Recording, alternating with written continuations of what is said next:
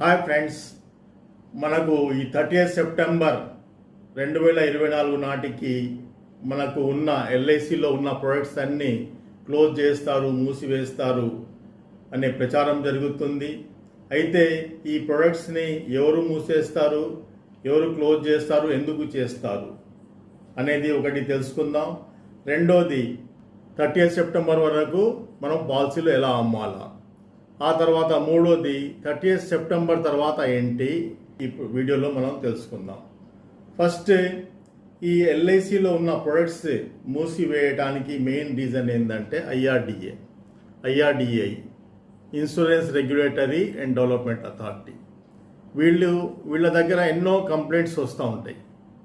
Complaints వచ్చినప్పుడు వాళ్ళు ఏం చేస్తారంటే ఈ కంప్లైంట్స్ అన్నీ పరిశీలించి దీంట్లో ఏమన్నా నిజాలు ఉంటే దాన్ని ఇంప్లిమెంట్ చేస్తే, దాన్ని ఆచరిస్తే మన ఇన్సూరెన్స్ ఇండస్ట్రీకి గ్రోత్ ఉంటుందా, ఇన్సూరెన్స్ ఇండస్ట్రీ ఇంకా పెరుగుతుంది అనే ఉద్దేశంతో ఐఆర్డిఏ వాళ్ళు కొన్ని స్టెప్స్ తీసుకుంటారు. అయితే 2013, 2019లో కూడా ఇలాంటిది ఎల్ఐసిలో జరిగింది. అయితే ఇంతకుముందు చేంజెస్ ఏమొచ్చినాయంటే, ఇంతకుముందు 3 years సరెండర్ వాల్యూ ఉండేది ఎల్ఐసికి. ఎల్ఐసి పాలసీ చేస్తే, పాలసీ సరెండర్ చేస్తే, ఫస్ట్ ఇయర్ సరెండర్ చేస్తే ఏం రాకపోయేది, సెకండ్ ఇయర్ సరెండర్ చేస్తే ఏం రాకపోయేది, థర్డ్ ఇయర్ సరెండర్ చేస్తేనే డబ్బులు వచ్చేవి. దాన్ని ఇంప్రూవ్ చేసి ఏం చేశారంటే 2 yearsకు సరెండర్ వాల్యూ ఇవ్వటం స్టార్ట్ చేశారు. దాంతోపాటు ఇంకా కొన్ని చేంజెస్ వచ్చినాయి. మన ఎల్ఐసి ద్వారా కూడా కొన్ని చేంజెస్ రావడం జరిగింది.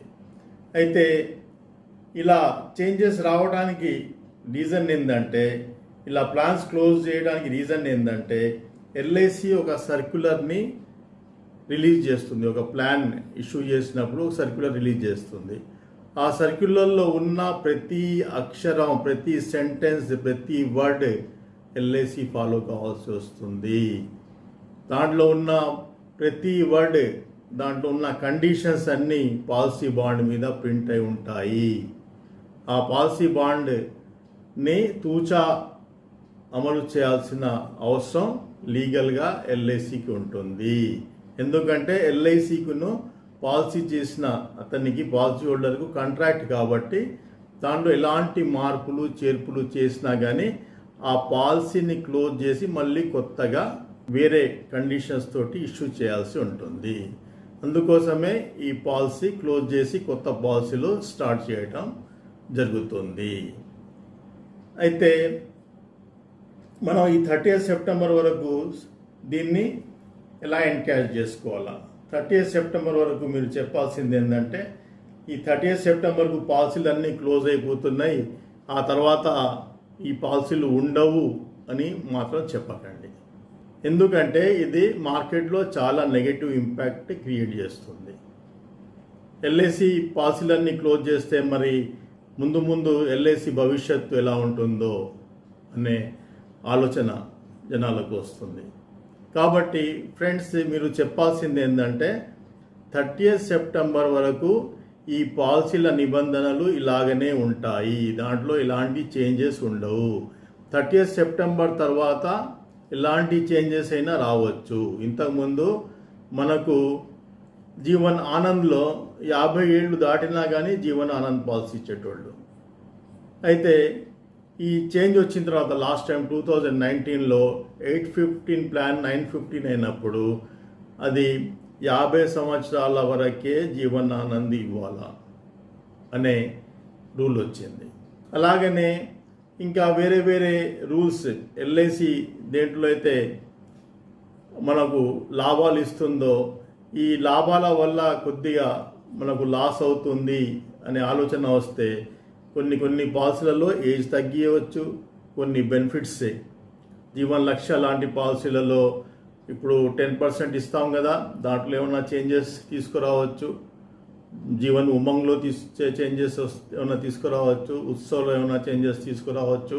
ఇలాంటి చేంజెస్ వస్తాయి కాబట్టి ఇప్పుడే మీరు పాలసీ చేసుకోండి అని చెప్పి మీరు పాలసీలు ఎన్కాష్ చేసుకోవాల్సి ఉంటుంది 30th సెప్టెంబర్ని. ఇక మూడోది ఏంటంటే 30th సెప్టెంబర్ తర్వాత అయింది. ఫ్రెండ్స్, మనం గుర్తుపెట్టుకోవాల్సింది ఏంటంటే మన ఎల్ఐసిలో దాదాపు 13 నుంచి 14 లక్షల ఏజెంట్స్ ఉన్నారు. మన హోల్ ఇన్సూరెన్స్ ఏజెంట్స్ 40 లక్షల పైన ఉన్నారు. ఒకవేళ మీకు పాలసీలు క్లోజ్ చేస్తే, ప్రొడక్ట్స్ ఏమీ చేతిలో లేకపోతే, ఇండస్ట్రీ ఆగిపోతే ఎలాంటి నష్టం వస్తుందో మీకంటే ఎక్కువ ఎల్ఐసి మేనేజ్మెంట్కు, ఇన్సూరెన్స్ కంపెనీలు నడిపే మేనేజ్మెంట్కు వాళ్లకు చింత మీకంటే 100 రెట్లు ఎక్కువ ఉంటుంది. కాబట్టి మీరు ఎలాంటి అధైర్యం పడాల్సిన అవసరం లేదు. కొన్ని చేంజెస్ తోటి అది కొన్ని పాజిటివ్ చేంజెస్ ఉండొచ్చు, కొన్ని 1-2 నెగిటివ్ చేంజెస్ కూడా ఉండవచ్చు. కాబట్టి ఫ్రెండ్స్, మీరు దీని గురించి ఎలాంటి చింత లేకుండా మీరు బిజినెస్ చేయండి. 30th సెప్టెంబర్ని ఎన్కాష్ చేసుకోండి. మీరు 30th సెప్టెంబర్ వరకే మీ ఎండిఆర్టీ గోల్స్ ఉంటే దాన్ని కంప్లీట్ చేయండి. సెంచురియన్ గోల్స్ ఉంటే సెంచరీ కంప్లీట్ చేయండి. డబుల్ సెంచరీ ఉంటే డబుల్ సెంచరీ చేయండి. All the best friends. Next video ఒక మంచి వీడియోతో మీ ముందు ఉంటాను. Thank you. God bless you all.